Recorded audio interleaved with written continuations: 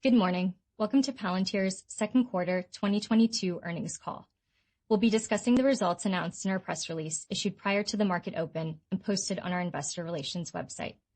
During the call, we will make statements regarding our business that may be considered forward-looking within applicable securities laws, including statements regarding our second quarter and fiscal 2022 results, management's expectations for our future financial and operational performance, and other statements regarding our plans, prospects, and expectations. These statements are not promises or guarantees and are subject to risks and uncertainties, which could cause them to differ materially from actual results. Information concerning those risks is available in our earnings press release distributed prior to market open today and in our SEC filings. We undertake no obligation to update forward-looking statements except as required by law. Further, during the course of today's call, we will refer to certain adjusted financial measures. These non-GAAP financial measures should be considered in addition to, not as a substitute for or in isolation from, GAAP measures.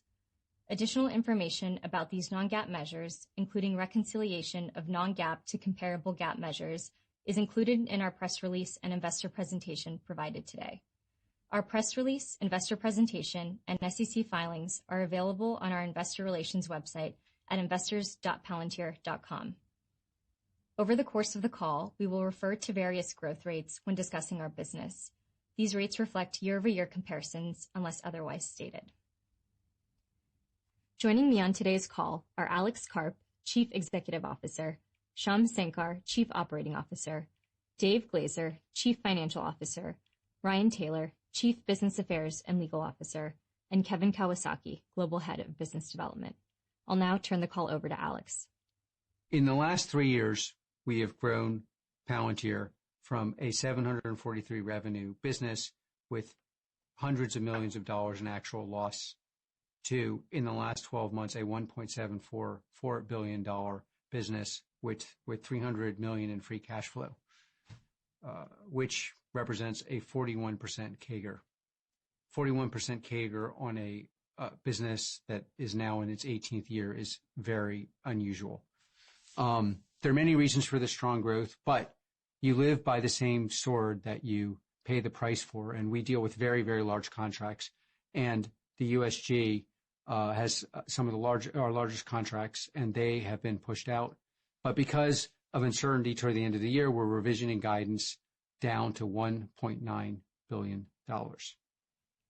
I personally remain very optimistic that the next 3 years will look a lot like the last 3 years, again, where we took a money-losing business and made a business that throws off free cash flow, where we ended up, as of today, with $2.4 billion in the bank and no debt, and that the large and chunky nature of our contracts will continue to be, in large part, an advantage because these contracts do not disappear. Sometimes they are put off. Sometimes they take too long for us to get them. But at the billion-dollar range of the contracts that we are working on, they have the bug of sometimes taking too long and the feature of, in a highly difficult, tumultuous, and politically uncertain world, that you actually get paid and you actually make free cash flow. Moreover, we have 5 of the most interesting, important, and crazy, baller, impactful products in the world. PG, Foundry, Nexus Peering, MetaConstellation, and Apollo, all of which were built before their time, all of which have made a 41% CAGR possible. These products should be measured not just in their ability to throw off free cash flow, to generate outsized revenue, but most importantly, in their quintessential attribute that large companies, which essentially control distribution, cannot easily copy them, or if at all, they're too intricate, difficult, and thick to be replaced by larger incumbents and then distributed through their distribution chain. In the end, all software products actually have to be measured by, is this replaceable? How easy could it be replaced? Is the underlying platform durable or fleeting? And could a third-party highly technical with massive distribution, disrupt these products. If you look closely at PG, Foundry, Nexus Peering, Meta Constellation, and Apollo, as different as they are, they have one thing in common. It would take many, many years of the world's best engineers to build them, and you would be building them as we've improved them and as we capture the market. Thank you. Thank you, Alex. We have the great privilege of being on the forefront of the problems that matter most in the world, from the war in Ukraine to fighting famine and monkeypox. Across government and commercial, the opportunity in front of us is enormous, which makes the revised near-term outlook all the more disappointing. It doesn't come close to representing our ambition and the opportunity before us. While the timing of large contracts in government can be frustrating, the underlying requirements and needs are enduring. It's worth noting that our revised guidance excludes any new major U.S. government awards. At the same time, we have seen the opportunity presented by this environment before. As organizations around the world face more pressure and experience more pain, there will be a slowdown in the rate of spending and lengthening of sales cycles. But it will also reveal gaps in enterprises' operations, gaps our software can solve. In the short term, this means less revenue now, but on longer time horizons, it accelerates our business. The global financial crisis, ISIS attacks in Europe, the COVID pandemic. Through each upheaval, we emerged substantially stronger by investing in our customers ahead of revenue and delivering results in days, not months. It is exactly in times like these that we build our most important and most impactful partnerships. Each of these periods has been an inflection point for Palantir, a time during which we developed path-breaking software platforms and expanded our footprint. To our results. We generated $473 million in revenue in Q2 2022, representing a growth rate of 26% year over year and 6% sequential. Our customer count increased to 304, up from 169 a year ago. Our business in the United States alone generated more than $1 billion on a trailing 12-month basis, representing 42% growth. I'll now hand it over to Sham. Thanks, Ryan. Our revenue growth in the U.S. commercial market continues to be our focus and is gathering momentum. Our U.S. commercial business grew 120%, rising from $39 million in Q2 2021 to $86 million this quarter. Our core U.S. commercial business, which excludes strategic investments, grew 10% quarter over quarter or greater for the past 4 quarters, most recently reaching $67.4 million, 14% sequential growth. Our core U.S. commercial ACV grew 2.4x, our best quarter ever. Our U.S. commercial customer count grew from 34 to 119 customers year over year. Our overall commercial revenue grew 46% and continued to increase for the 9th quarter in a row on a quarter-over-quarter basis, reaching $210 million in Q2. We are seeing former customers, particularly those in the U.S., including some of the world's largest transportation, banking, and retail enterprises, return to our platforms in increasing numbers after periods of experimentation with other platforms and approaches. These customers, they're not returning to our software platforms merely because of the expansion of our sales operations, which does continue. They are often returning because they have tried other options, and those options have failed to deliver needed results. Our commercial business in Europe and elsewhere outside the United States continues to expand as well, although the exceptional strength of the US dollar has been a factor given the significantly increased effective cost of goods. Our government work remains at the center of everything that we have built and everything that motivates us. The expansion of our reach with agencies working on the front lines in conflicts around the world, including in Eastern Europe and the South China Sea, continues. The contracts we have in our pipeline are key to facing the challenges in front of the West.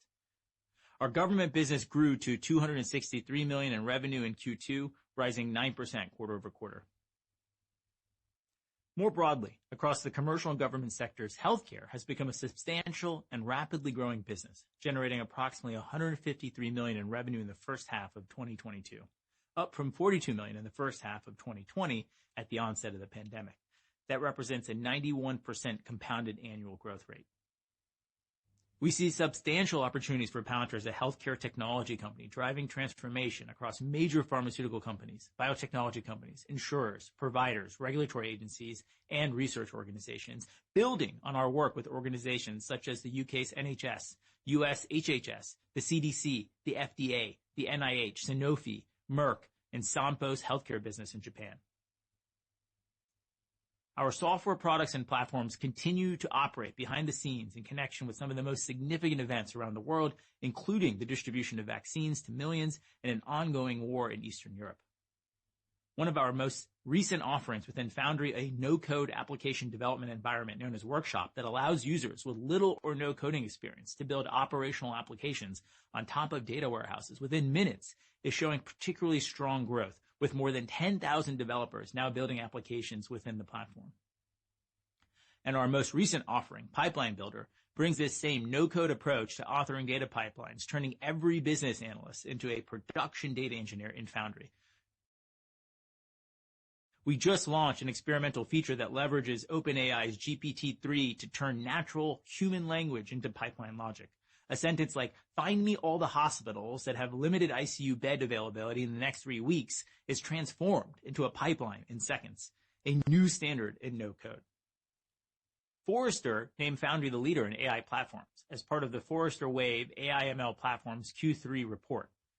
Palantir's Foundry operating system received the highest possible scores in the product vision, performance, market approach, and applications criteria.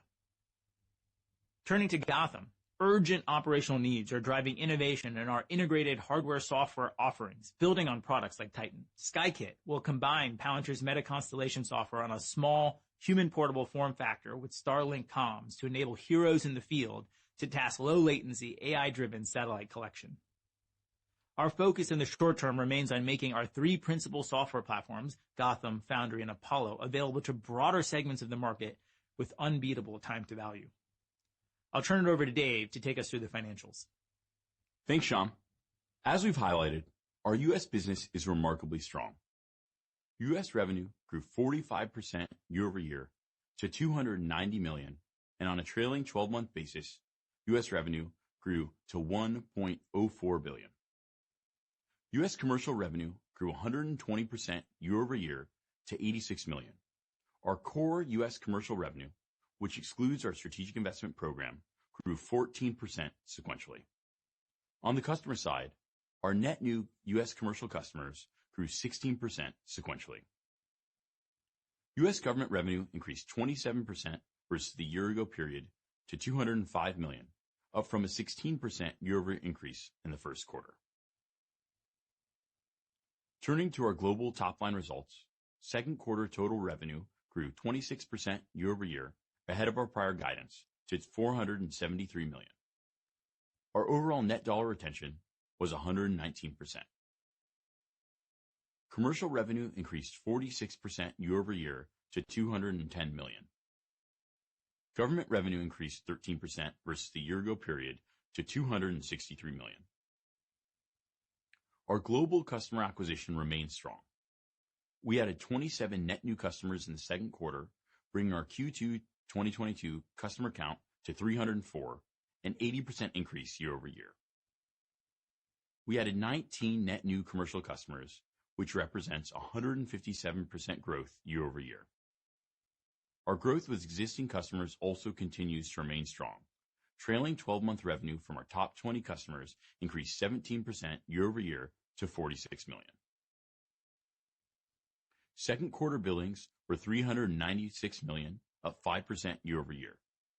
In the second quarter, TCV booked was $792 million. U.S. TCV booked was $588 million. As Alex mentioned, we saw that large new USG contract awards have been pushed out. While government bookings grew quarter over quarter, increasing 128% sequentially, this was primarily driven by renewals. We ended the second quarter with $3.5 billion in total remaining deal value, roughly flat quarter over quarter. Despite the excellent TCV quarter, total remaining deal value was impacted primarily by 2 things. 1, we voluntarily terminated several contracts related to investment commitments that we decided to not move forward with. 2, our TCV number included the successful conversion of option years from a U.S. commercial customer contract that, while resulting in lower overall deal value, secured commitment for additional years. We ended the second quarter with $1.2 billion in remaining performance obligations, up 79% year over year. As a reminder, RPO is primarily comprised of our commercial business. As it does not take into account contracts with an initial term of less than 12 months, and contractual obligations that fall beyond termination for convenience clauses, both of which are common in our government business. Turning to our margins and expense. Adjusted gross margin, which excludes stock-based compensation expense, was 81%. Second quarter adjusted income from operations, excluding stock-based compensation and related employer payroll taxes, was $108 million, representing adjusted operating margin of 23%, ahead of our prior guidance of 20%. Second quarter adjusted expenses were $365 million, up 11% sequentially. Second quarter adjusted earnings per share was -$0.01, which includes a -$0.05 impact driven primarily by losses on marketable securities. We generated $62 million in cash from operations, and our adjusted free cash flow was $61 million, representing a margin of 13% and our 7th consecutive quarter of positive free cash flow on an adjusted basis. On a trailing 12-month basis, we have generated $314 million in adjusted free cash flow. We ended the second quarter with $2.4 billion in cash and cash equivalents and no debt. In July, we expanded our revolving credit facility by adding a $450 million new incremental delayed draw term loan facility, which provides for additional liquidity up to $950 million and remains entirely undrawn. As we highlighted last quarter, our balance sheet leaves us uniquely positioned to take advantage of the opportunities that may arise from the larger macroeconomic environment. Now, turning to our outlook, we are presently guiding to the third quarter and full year 2022. For the third quarter, we expect revenue of between $474 and $475 million, and adjusted operating income of $54 to $55 million. For full year 2022, we now expect revenue of between $1.9 and $1.902 billion, and adjusted operating income of $341 to $343 million. This revised guidance excludes any new major U.S. government awards, and we believe this to be the base case. With that, I'll turn it over to Anna to start the Q&A. Thanks, Dave. Our first question comes from Martin, who asks, when are you expecting to become profitable? Thank you for your question. We, driven by our 5 products and by our ability to control costs, mainly because we left Palo Alto, which we left primarily for political reasons, but of course Palo Alto is somewhat of a inelastic luxury product, meaning you must pay and pay and pay for the comfort of having oddly misaligned with American interest political views and in general high costs. And that combination of radical optionality on expenses and what we perceive to be macro conditions converging with product conditions allow us to kind of see what we think will be a profitable company in 2025. Great. Thanks, Alex. Our next question comes from Jose, who asks, what is your 10-year plan for the future? Well, we built 5 products. Those of you who follow us know them well. Those of you who don't follow us know them well because they've influenced your life, especially PG, our anti-terror product. Foundry, which is responsible for any vaccination you've had if you're listening to this. If you're listening to this from America and Britain or 20 some other countries, those of you who are following the war know some of our other products, even at a distance, and a number of other products. We are going to continue to deploy those products. By the way, as you may have noticed, we've now crossed the $1 billion mark a second time. When we DPO'd, there was a real question, could Palantir cross the $1 billion software mark? This is a massive mark for enterprise software. We've now crossed this in America. We will cross that for all 5 of our products. Obviously, Foundry will be a multi-billion dollar product. We will do this in the service of the West, which we will fight to help win, rejuvenizing institutions the way we have in the past on numerous fronts. We will use the distribution network we have built to provide these institutions with new and better products. Apollo will be a multi-billion dollar product as a standalone product. Our company will be, as of the next 2 years, a 70% dollar revenue company. And we will preserve our culture. And we are going to do this our way, essentially, which is a very long-term focus. Do not expect us to be like another company. We will make aspirational goals. I think there's a lot we could learn, by the way, on modeling these goals. But we believe we're the best in the world at software for the West.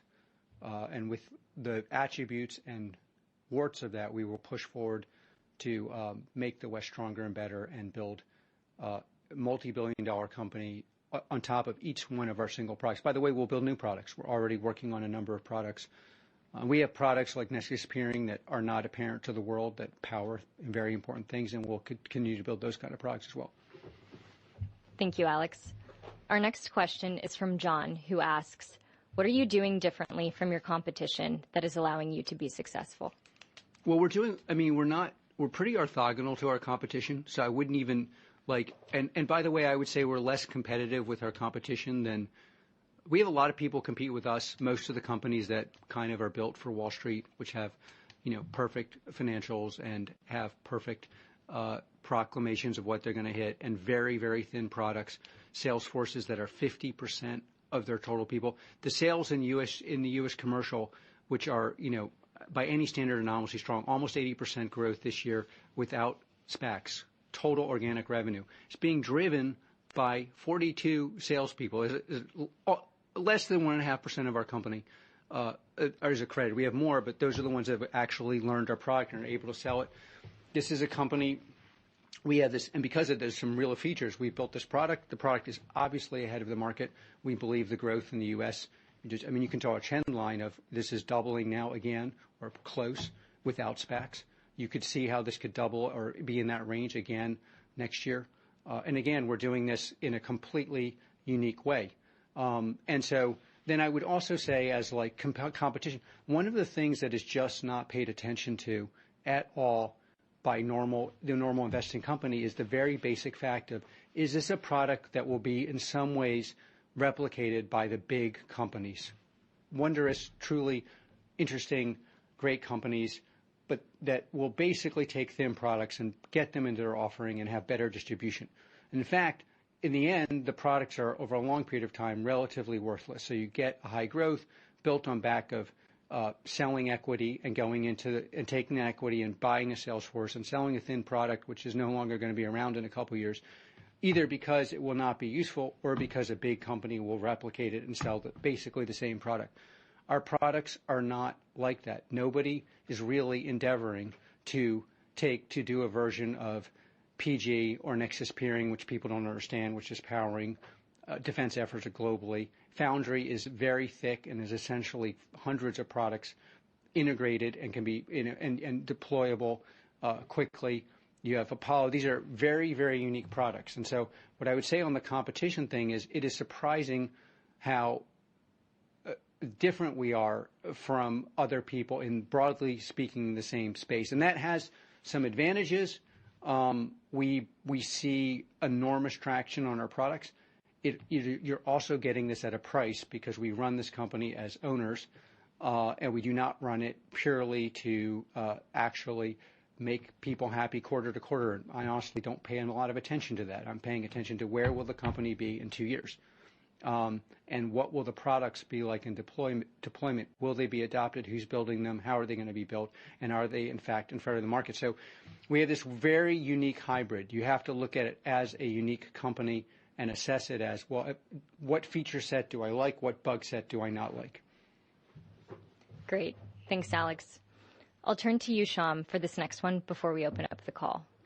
Christopher asks, can you explain to Palantir shareholders what becoming the sixth prime for the U.S. government and the first software prime would mean for the company?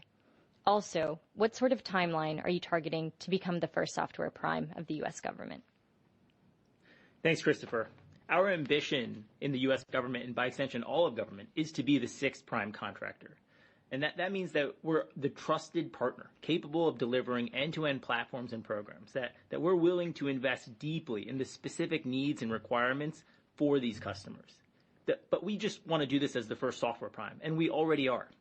The way that we think about our products in government is as offerings that are built with our platforms. They're built with Gotham, with Foundry, and Apollo.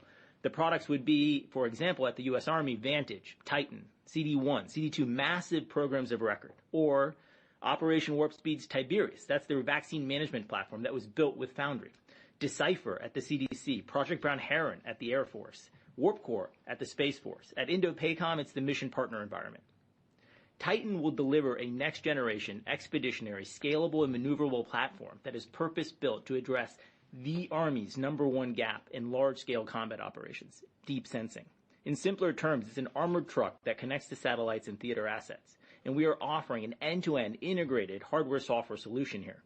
This is exactly what we're doing with SkyKit, fusing Meta Constellation, Starlink, a purpose-built compute platform to enable warfighters to task satellites from the field and receive low-latency, AI-driven detections to drive kinetic operations. Look no further than the CCP's intimidation exercises in Taiwan, still ongoing. We think this, being the 6th prime, is how we rebuild the arsenal of democracy. Thanks, Shyam. Our next question comes from Brent at Jefferies. Brent, please turn on your camera, and then you'll receive a prompt to unmute your line.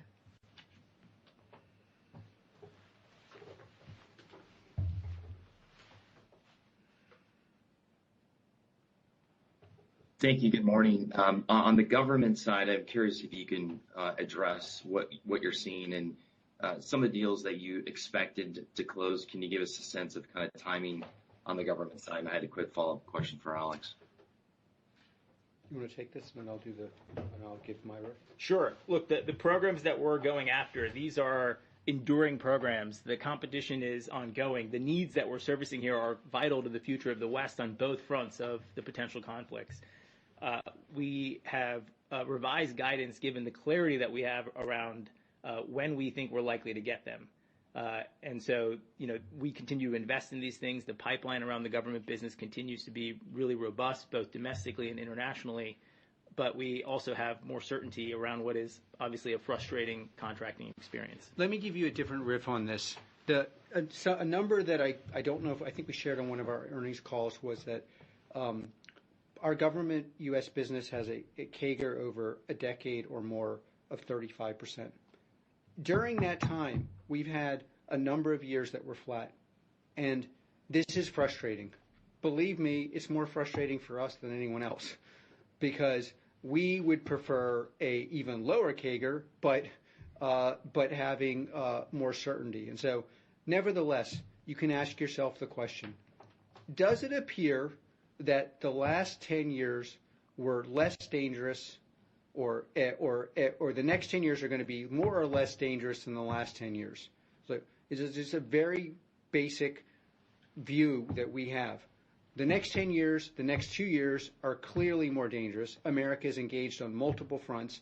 And then there's the question, does Palantir have the product market fit and access to the market? Our product, we're looking at the U.S. business that's going to cross the $1 billion mark next year as well. This is like, so you have a $1 billion software business as of next year with positioning that has never been as good. So both our micro positioning and obviously the macro position, it's so sublime it's hard to talk about without sounding like we're kind of warmongering. And that's why I am positing internally and externally the growth in U.S. government over a multi-year period will be at least as good in the future as it was in the past. However, that 35% CAGR included a number of years where it was flat or even negative, and that's just the frustrating part about contracting at our level. The contracts are so big and meaty that you got to kind of wait. And just a quick follow-up, when you think about the overall macro conditions that seem to be hitting a number of other software companies, can you discuss what you're seeing on the commercial side? Any slowdown there, or are you seeing the business stay pretty? One of the things, because and I'm not exactly sure how I ought to put this, but the typical way in which a company would interact with, say, analysts is we would have these precise goals, and then we go after them. And then when we're not going to get them, we would say things that we could have said on this call, like almost 40% of our business is outside of America. Every single one of those contracts is being impacted by dollars. Obviously, it's not just that people are paying us in local currency. If you're paying us in dollars, which many of them are, you've de facto paying 20, sometimes more % more that we can't capture on our balance sheet and can't show to you. those things are impacting our business. I would say the primary impact to our business, though, is actually positive. It's the U.S. adapts when things are bad, and it adapts very quickly. I spent a lot of my life in Europe. Europe does not adapt as quickly. And so what we're really seeing is America adapting to what we believed 5 years ago was the product of the future and buying it at a very anomalous way and beginning at scale. So we're not talking 50 to 100 to 200. We're now talking 350, 400 to 650, 750. So we're seeing the doom and gloom that is a blight on society, however one wants to call it, both economic and political, and quite frankly, the fact that legitimacy in our leaders is so embarrassingly low, it's hard to solve problems, that we're seeing that negatively impact the business outside of America, particularly in Europe, because people are entrenched and slower on the tech acquisition side, and very, very positively accelerating our business. We seeing it in commercial, we believe it in government, and we're. Great, thank you, Alex. Our next question comes from Sanjit at Morgan Stanley. Sanjit, please turn on your camera, and then you'll receive a prompt to unmute your line. All right, thank you for taking the questions. Alex, I wanted to get your view, not just so much on the quarter, but sort of the longer-term framework. I noticed that you guys didn't reiterate the 30% outlook. In some sense, that makes sense because deals were uncertain. But I thought it was interesting that you guys took back the 30%, which made it seem that some of the issues that you're seeing in terms of contract. I'm sorry, were you hearing the question, Alex? Oh, no, I hear you. I was hoping to see you as well, but it's okay. Keep going. I have the gist of the contract, of the Got question. it. So I think you know where I'm going. I think you know where I'm going with this. In just So, the long-term 30%. I am driving the company to get to $4.5 billion in 2025. I believe in driving the company that way, and I do not believe what I believe is that the future on USG, and by the way, IG, is likely to be at parity with the last decade for both macro reasons and because we simply have products that we built that were not deployed because they're wartime products. So you have MetaConstellation, Nexus Peering, and other products that de facto are not that useful unless you're at war. Then you have the Foundry uses, the use of Foundry in the Defense Department and another that get usage but not the way they should, for all sorts of issues that are also in civilian. And then you have PG and the fusing of PG and Foundry was particularly useful, but you have to understand it. So I believe that we will get to the 2025 goal. I tend to view the business the way I view our most important segment of the business, which is there will be ups and downs. Again, the 10-year CAGR on USG is 35%. Thanks, Alex. Our next question comes from Mariana with Bank of America. Mariana, please turn on your camera, and then you'll receive a prompt to unmute your line. Morning, everyone. Can you hear me? Oh, yeah, we can. Oh, perfect. So my question is a follow-up on the U.S. government contracting environment. You mentioned it is frustrating. I think most of the defense services companies feel the same. However, what I'd like to hear from you is have you seen any change from the customer approach and the traditional approach to data rights, given the urgency today to adopt new technologies? Well, first of all, our frustration is built on the fact that we have a very large integral. So it's of course, we see smaller things accelerating, but to grow off of from last year a 670 base and up until where we should grow requires very large contracts over many, many years. By the way, orthogonal to your question and not exactly what you're asking, our part of our strategy is that we are going to grow commercial to be so big and so linear, and that, especially starting in the U.S., that in fact these vicissitudes are just less important. What you're seeing in our business now is the largest part of our business is subject to contracting. That actually is going to shift. The U.S. business, I mean, even without doing FX currencies, which I've been told everybody on the planet is doing, and I don't want to do, our European business is still growing at almost 20%. That's without FX adjustment.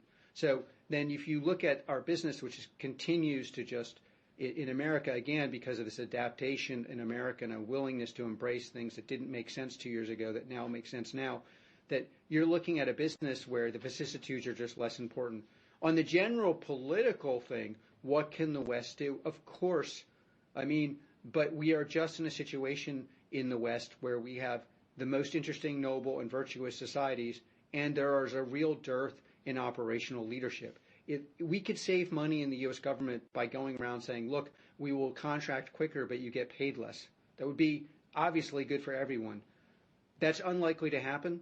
And so what we're doing is building our business so it's less important and trying to get better at both forecasting how this will happen and getting locked into bigger and bigger and bigger contracts. But this will be an ongoing issue for Palantir. We believe the severity of it will be less every year simply because of the strength of the U.S. and later the handoff function in Europe on our commercial sales. Thanks, Alex. Our next question comes from Brad at Deutsche Bank. Brad, please turn on your camera, and then you'll receive a prompt to unmute your line. Great. Can you guys see me? Nope, but we're rolling here. You can just, we'll do it without the... We can go audio. Yeah, we got the audio. Excellent. Thank you so much for taking the question. I wanted to ask about partnerships, which you've spoken about in recent quarters, particularly with government contractors and other providers to USG and global governments. What proof points are there that support your confidence that these traditional providers to government are choosing to bid on business with Palantir versus maybe coming up with their own reusable IP that qualifies for meeting the requirements of the FAR and streamlined federal procurement? I'll let Shyam dig into the specifics. It is my belief that this space does not have comparable providers of software. I do not believe there's a single provider in the world that can produce our software. But they can produce things on top of our software that we can't produce. And I don't think this is a marriage of love. I think this is a marriage of necessity. Honestly, if they could build the software we built, they would not partner with us. If we could build the hardware products they built, or quite frankly, navigate some of the both American and international networks that they can navigate better than us, we wouldn't partner with them. Now, the specifics, Shyam is very much on top of. Yeah, absolutely. So we are developing a large pipeline with partners that are built on this integrated software offering. There are a lot of places where we're the prime and they're partnering with us to deliver on this. That's led to a lot of productive collaboration that's brought opportunities within the Five Eyes and the U.S. more broadly where they're the prime and our software can be a key differentiator to going faster.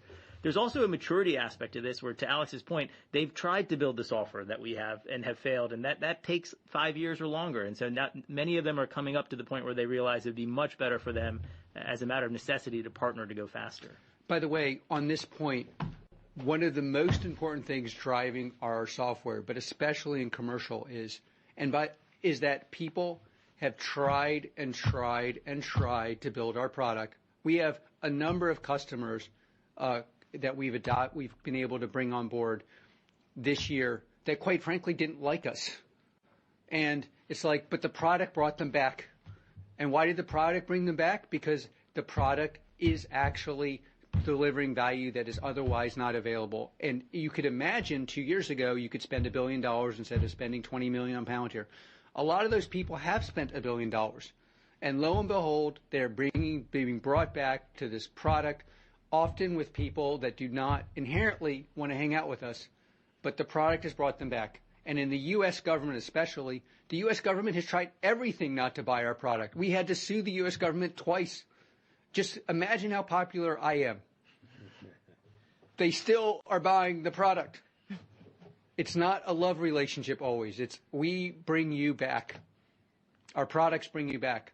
Once you've used Foundry to whatever all the use cases we talk about, you use Nexus peering, powering Gaia and Foundry to bring yourself home alive. You're not eager to not come home alive. And you will buy the product that actually delivers that, even if the person who's nominally or is actually in charge is unlikable to you. Thanks, Alex and Shyam. Alex, we've had a lot of individual investors submit questions. Is there anything you'd like to say before we end the call? We at Palantir are individual investors. There are a lot of motivations for fighting to win. Most of them are, I believe, the West needs people fighting for it. I think and know we're uniquely positioned. I have great reverence for the people at Palantir. But one of the really big motivations for me personally are individual investors. I have a lot of respect for the time you take. Whenever I read reviews of Palantir, the person has actually used the product. By the way, we're going to begin to talk to institutional investors, but our primary way we're going to do it is use our product. One of the largest, most important institutional investors is we're engaging with, and we're like, use our product first, and then we'll discuss whether it's differentiated, the unit economics, the margin numbers, all these things. But it all flows from, do you believe the product is actually differentiated? Are these products the best in the world? Can Microsoft, Oracle, Amazon, Google replace these products quickly? Those are the kind of questions. And the people who spend the most time on those questions are individual investors. And I have a lot of respect for that. And you're one of the many reasons that we fight. Thank you.